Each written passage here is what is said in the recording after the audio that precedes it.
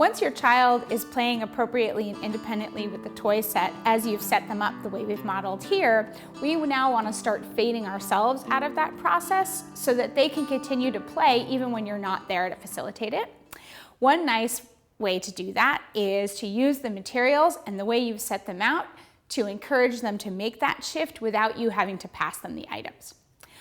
Earlier in one of the clips, we talked about setting things up where you're helping your child just enough to do what they need to do, but not too much so that it's easy to back up and let them do it independently.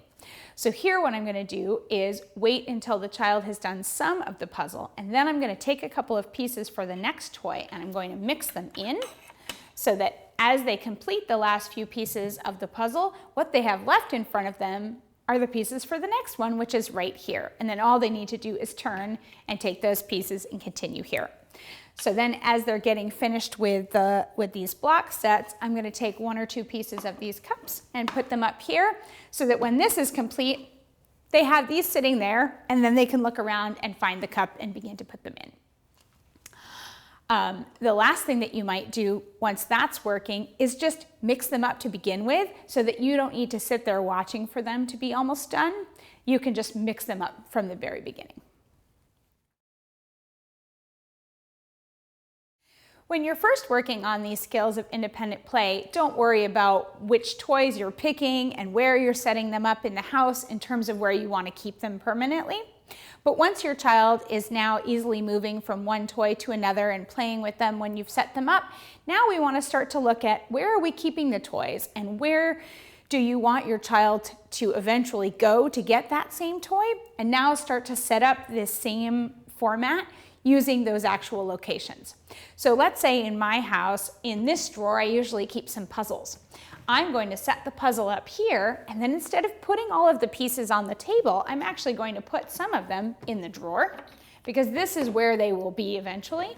And I'll put one or two out on the table because that's what my child is used to coming and finding, and I'm going to leave the drawer open to make it really easy to see where the rest of them are.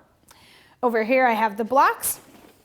This is where we keep the rest of the blocks. So I'm going to do the same setup where I have the structure here and a few pieces out, and then I'm going to have some more pieces in the drawer.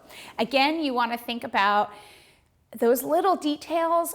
For example, if I know that my child's favorite part of this puzzle is the cloud with the raindrops, I definitely want to put the cloud with the raindrops in the drawer because I know they're more likely to keep looking for it.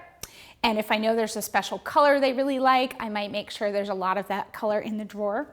Don't worry about having every item out. You might still have one at the floor that is not actually kept in the floor. But if a few of them are here where they're normally kept, then it's going to be very easy over time to put more pieces in the drawer, less pieces out, and then eventually you'll have the entire puzzle in the drawer ready to go. Same thing here with the blocks. And once your child now is coming and taking it out and playing with it, then you can just push them in as usual because they know that this is where the puzzle is and these are where the blocks are.